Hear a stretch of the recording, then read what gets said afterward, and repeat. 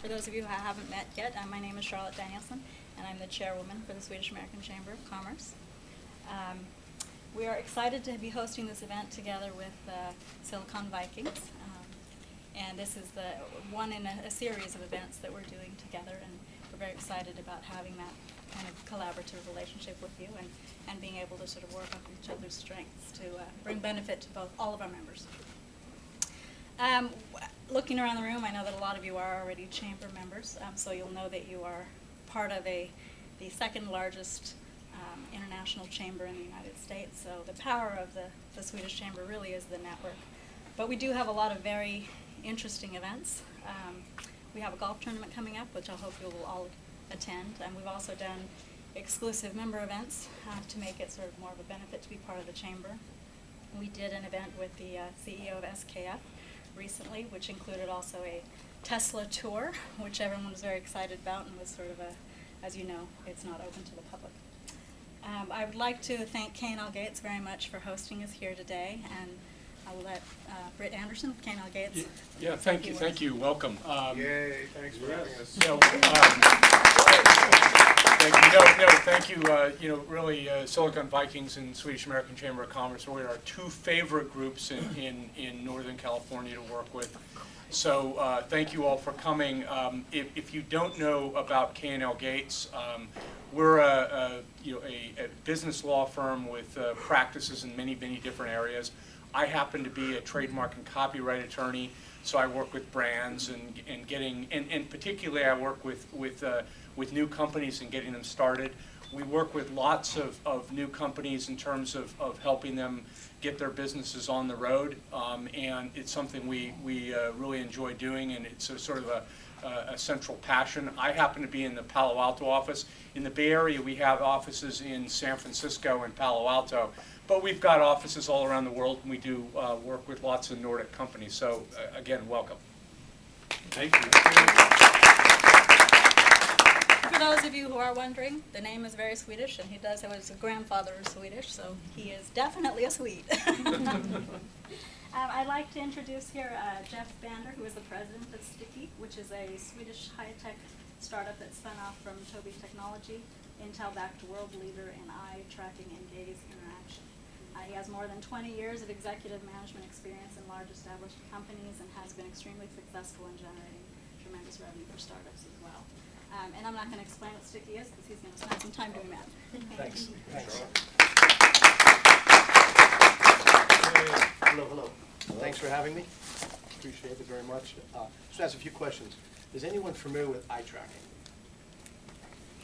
Concept. About half.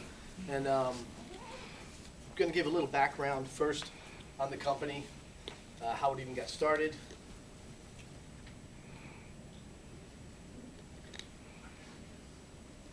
Are you tracking us now? And while this, let's see why it's not rotating. And is anyone familiar with John Wanamaker? Yeah. Okay. And also, let me say, I'm not from Sweden. But the company is. I actually joined the company in March of 2011 and launched the U.S. portion of the business, and then took over running a lot of the different operations. There we go. What's the background of the Swedish company?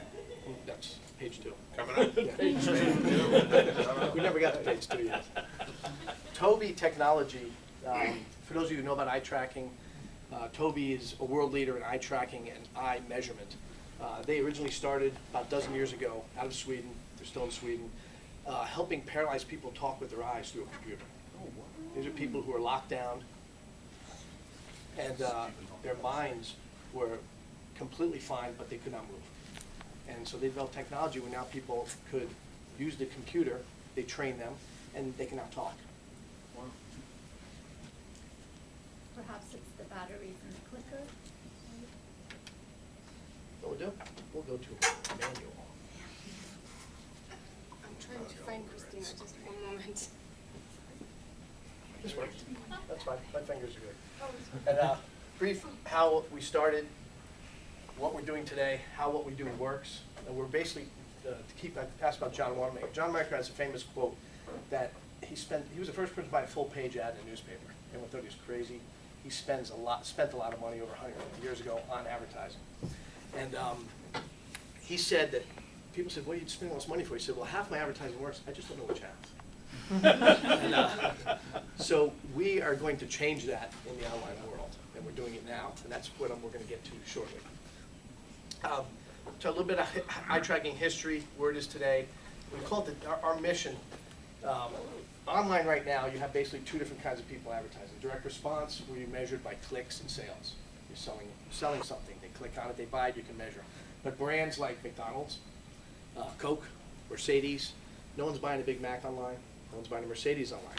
So the branding dollars right now aren't online as much as they should be because people don't know how to track it. And so we're addressing that in a pretty exciting way.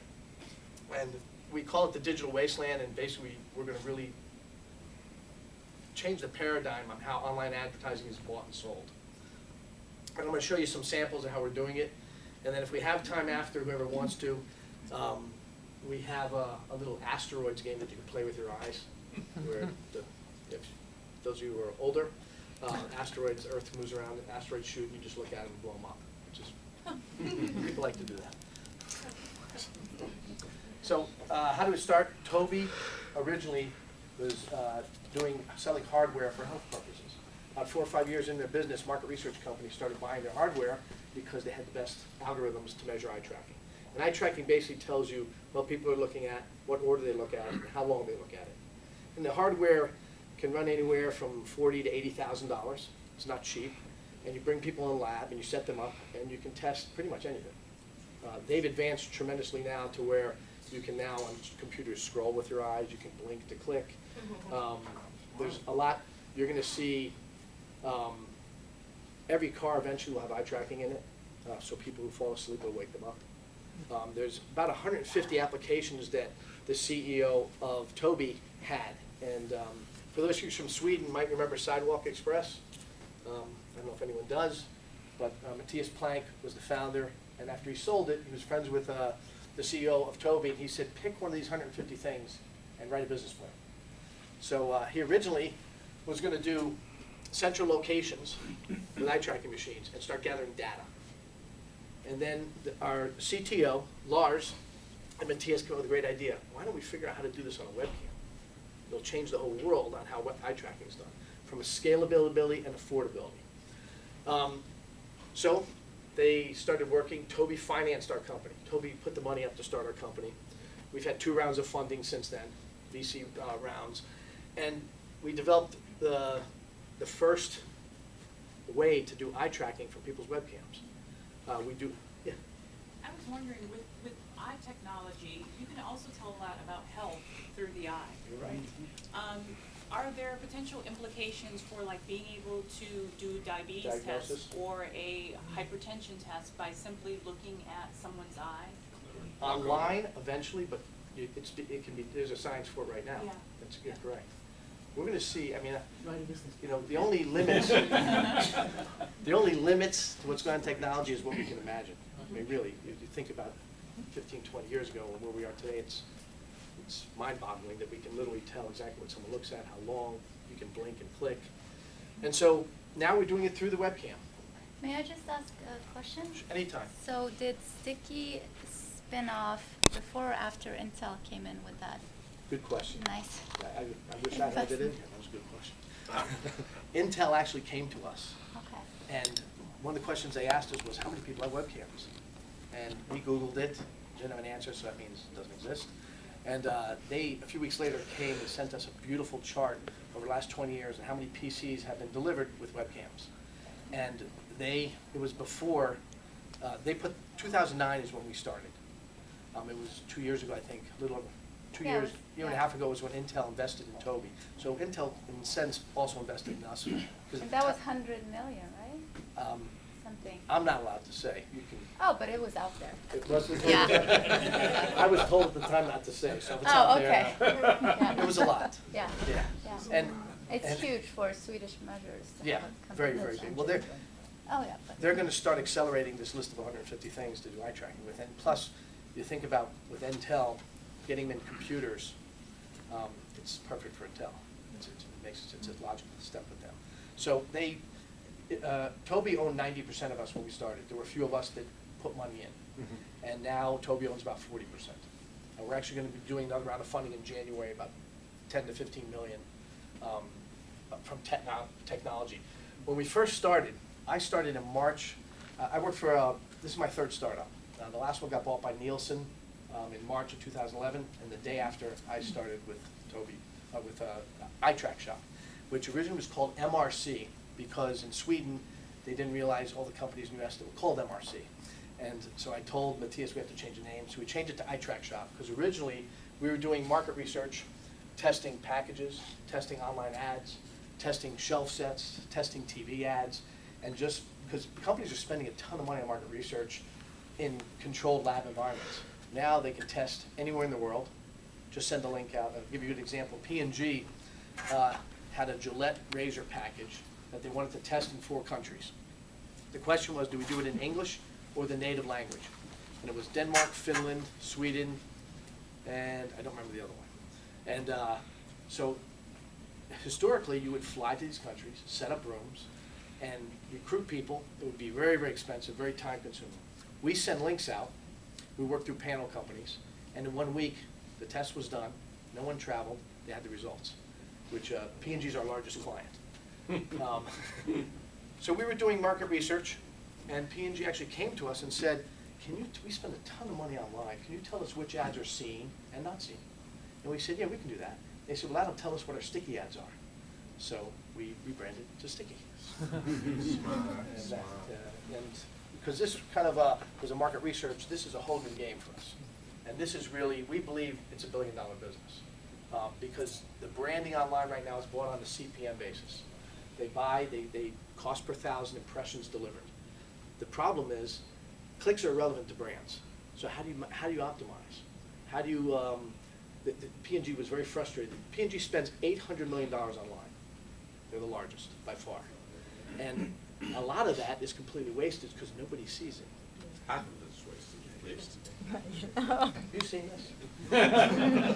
I know most of it, yeah. And so we work with brands, agencies, and publishers. The brands obviously are going to save money by optimizing their campaigns. The agencies, it's interesting because we always start with brands, and then the brands tell their agency to start using us. And the agencies now become heroes because now they can optimize branding campaigns instead of just buying them and having to fight. The publishers are always fighting with them. You didn't get enough clicks. Well, clicks are irrelevant for brands. Publishers, we have a few publishers right now using us to find out how they compare against their competitors. And I'll show you examples of all these, how they're using them. I think someone asked a question before. Company headquartered in Stockholm. We have 20 people in Shanghai. New York office, 7 right now. We just hired a chief technology officer who's putting a team together in San Francisco. And then we have 2 people in London. I was the 8th hire in March of 2011. We have 45 now. And as I mentioned, we've had 2 rounds of funding after Toby. We've won a lot of awards. iTrack Shop in 2012 won the Great Mind Award, the ARF, the Ogilvy Awards, which was a pretty prestigious award to get. And then when we switched to Sticky for the branding optimization, we won it this year in March for Sticky for the Great Mind Award. And then once a year, I don't know if anyone goes to it, but the market research event, once a year, it's a massive event for market research. Last year we won the Innovation Disruptive Award to innovate, disrupt the market. And this year it's actually going to be in Nashville, Tennessee, October 20th, 21st. We're speaking at that also. These are some of the folks that we work with. And it's interesting because you'll see market research companies who white label our product. This particular company here, I don't know if anyone's heard of Afanova. They're out of the Massachusetts, Boston area. They do very innovative package and shelf set studies. And they white label our product. Our product's used on everything they test. And the beautiful thing about why I'm so excited about what we do is that it's very scalable, it's very affordable, and it works for market research companies, for agencies, for publishers, and for brands. So it's really the whole marketplace. Can you talk about Bloomberg and J&J, what you got done for them? Bloomberg, if you rode the subways in New York, They did, the ones I can talk about is a print, because we actually publicized this. It was, they wanted to come up with a new, they were going way outside the box. They wanted to put print ads together for CEOs and young executives. And there were 3 print ads, and so we tested them to see, first of all, what are they looking at? What aren't they seeing? What order do they look at it? How long do they look at it? And then we follow up with questions about brand awareness, message awareness, and purchase intent. And so we get all that data. That was print. And Johnson & Johnson, we've done a lot. We've done online, we've done print, we've done video. They're really into it? Yeah.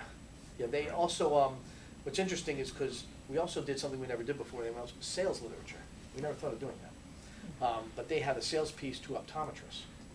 And so this was a 7-page sales piece.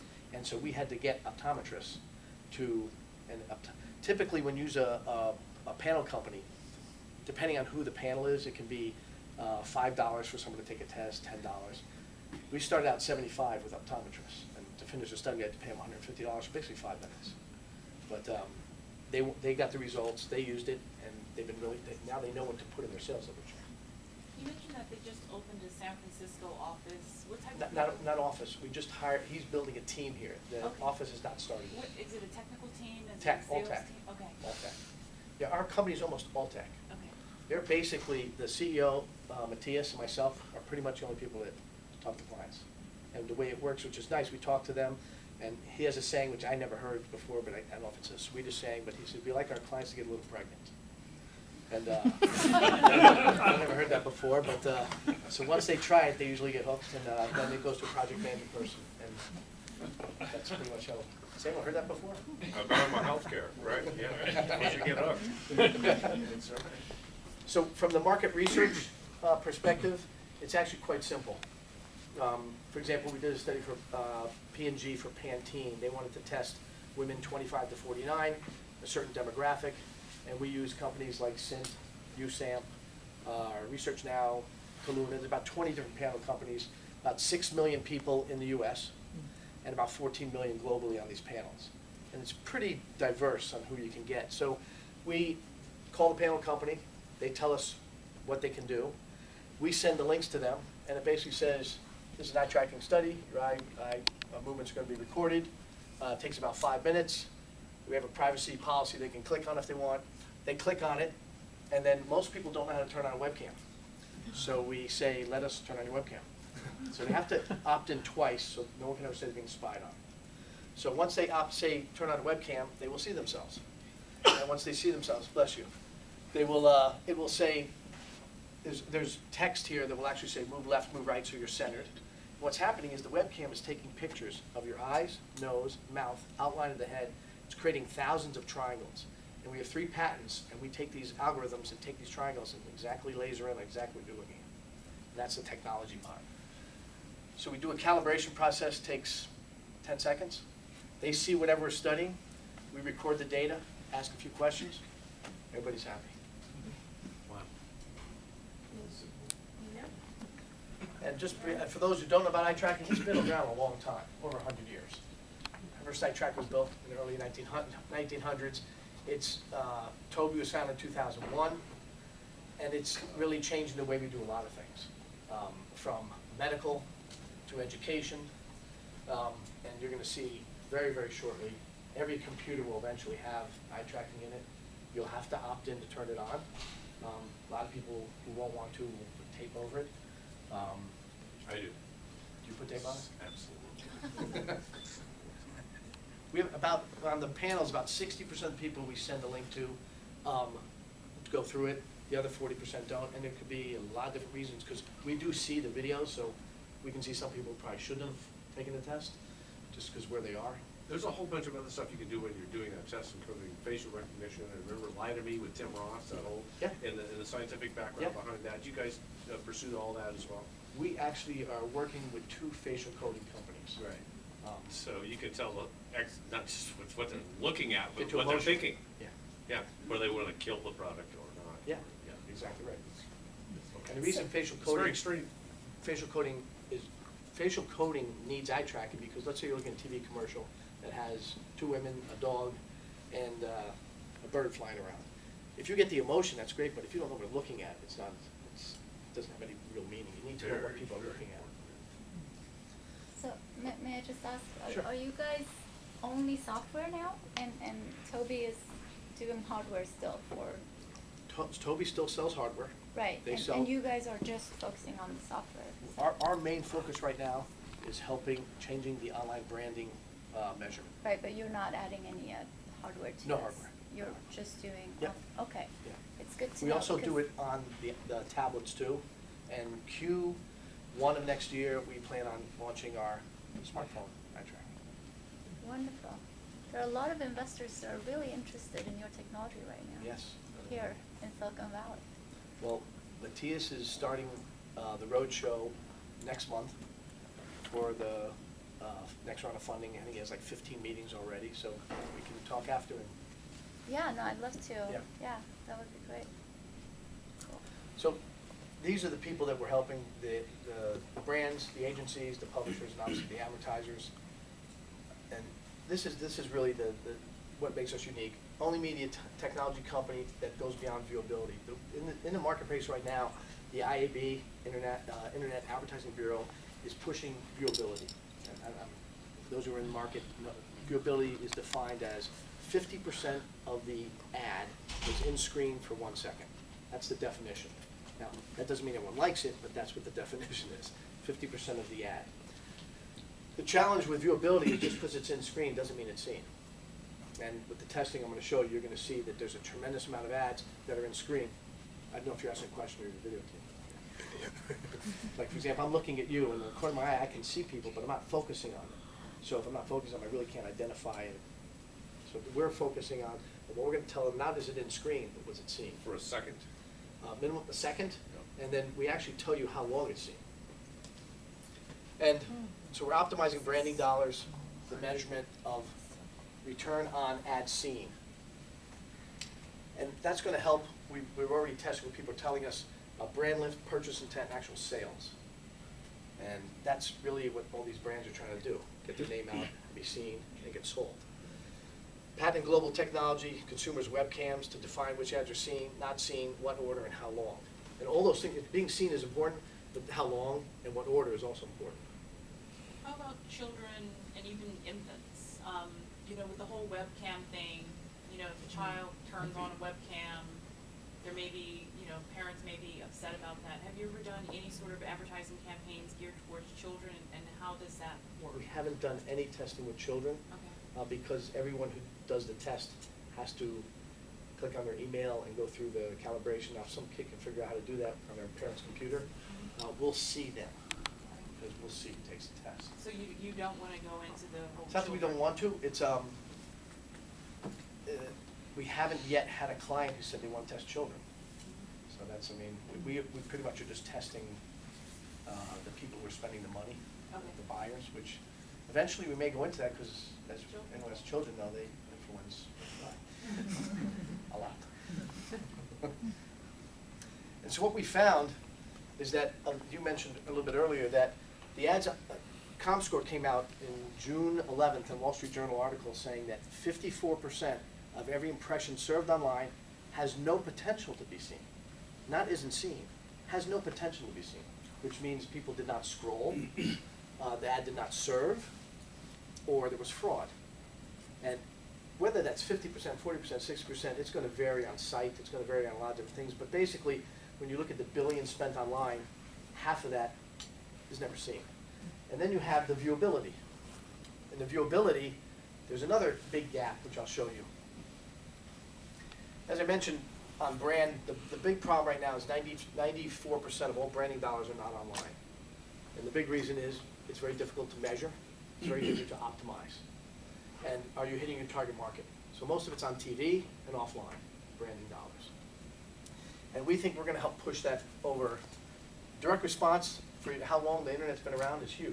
When you look at the percent of money that's spent in direct response, because obviously we live in an instant gratification world, and click online, buy. I can make this deck available too. If, I knew that'd generate that. I mean, I don't mind taking pictures.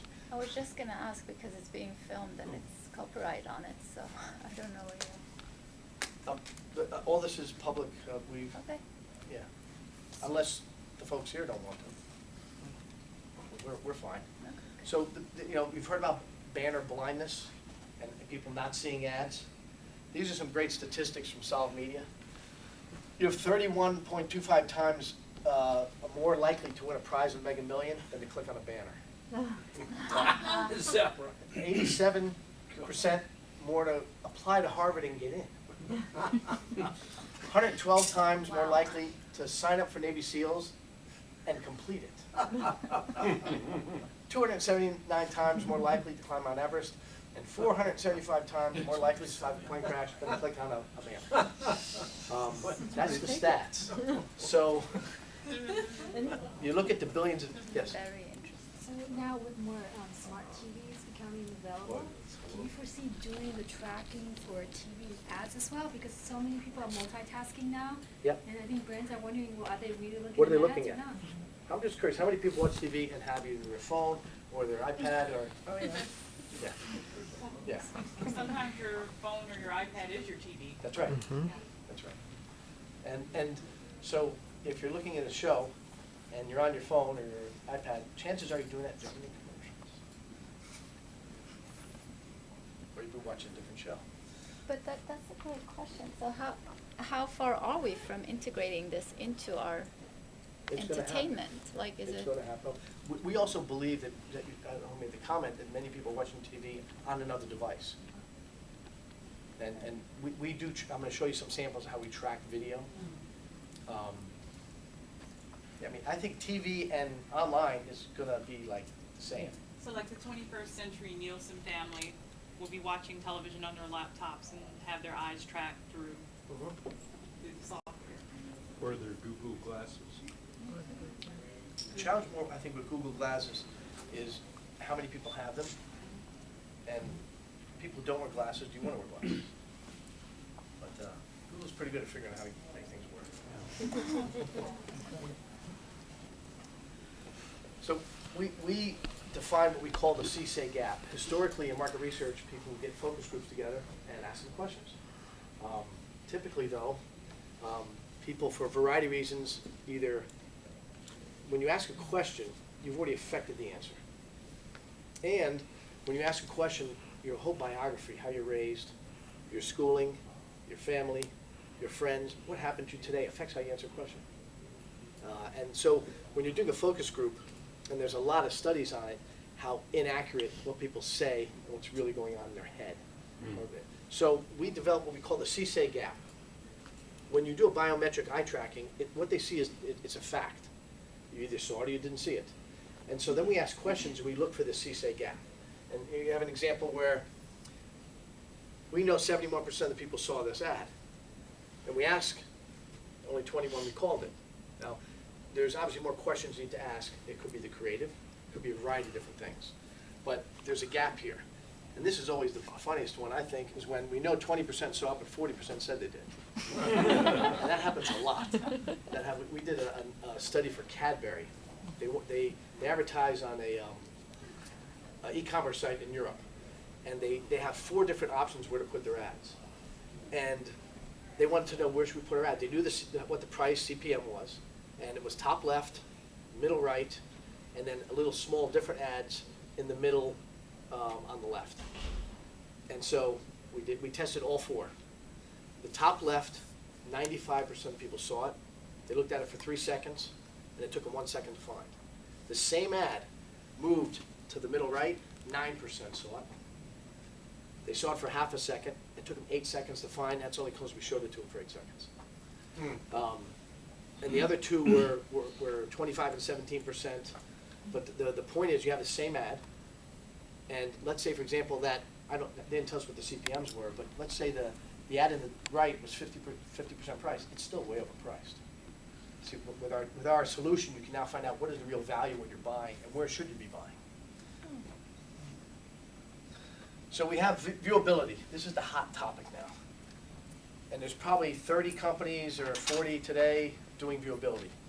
And everyone's trying to figure out how do you do viewability. In fact, IAB right now is trying to do a big thing by changing how ads are served. Because, for example, iframes, they can't track. And so they're trying to get a safe frame that everyone's going to use so that they can track viewability. It's a big chore. We'll see what happens. So here's a viewable ad. Pepsi, it's in screen, 100% in screen. And using our technology, no one saw that ad. They looked at Ms. Merkel I agree. and a few other things. But that ad was not seen at all. And on average of viewable ads, and it varies on site and creative, approximately 30% to 50% or more viewable ads in screen are never seen. And that's really what we bring now to the whole game is instead of just buying viewable ads, and there's companies and agencies I've heard say, we're only going to buy viewable ads. That's good. Viewable is better than nothing. I mean, to have the potential is better, but what's much, much better, our clients call us viewability on steroids because you're taking viewability to a whole new level. Deloitte did a study, 2012, to CMOs, what would lead you to increase your online branding? Improving clarity about ROI, what's the real impact of the advertising, and can you hit your target market? We address all of these. And that's another reason we're pretty excited because we believe with the billions spent offline that more and more is going to go online because now there's a reason you can measure it. And you can find out what's it really doing. Stick where what people see, not what they say they see. So basically an ad loads. We will tell if it's seen or not. We can tell the target market group right now is based pretty much on Nielsen and ComScore site, telling what percentage in your target market. And then we have, which I'll show you shortly, how to optimize. And we try to make it real simple. We're a big believer in keeping things simple. Everyone knows the KISS, keep it short and sweet. So I don't know if everyone can see this, but this is a campaign on 2, 4, 6, 7 sites for Coca-Cola. These are the sites. When we go up to here, this is a typical media campaign. You have BET and other sites, placement. These are all in-screen, viewable, same ad units, same ads running on, and these NCPM is what did they pay. And for BET, they paid $7 CPM. On radio, they paid a $10 CPM. Now this campaign, the snapshot after the first week, 63% of the impressions were seen, which is pretty good. It's much higher than average. They were paying, they paid an average $7 CPM. Now what we bring to the table is what percentage of people see it, and it varies. I don't know if you can see anywhere from low of 40 to the high of 90, and you can see how much time was spent. Impact is time spent. So just for example, we look at. Let's take a good example. We have BET. They paid $7. The CPM is cost per millions, or what is it? It's cost per 1,000 impressions served. Okay. That's what CPM Thanks. is. And then cost per view. Yeah. We're still playing with what we should call it. Right. Because and that's one nice thing being a small company, you can change real fast. So we're kind of talking to different clients and saying, what's the right word? Sticky was easy to do. So this ad was seen 56%, half a second. So you take the 56 of the 7, they're really paying $13 to be seen. Now you look at radio down here, $10 they're paying. 88% see it for 2 seconds. They're really paying 11. So when you really look at what the cost is, this ad, which looks like it's 30% more, is actually a better buy. It costs less. And so we have a dashboard. We try to keep it simple. We have results, performance matrix, cost per view, and how to optimize. On radio, is that terrestrial radio or Spotify or something like that, or? It's like Spotify. I see. Right. So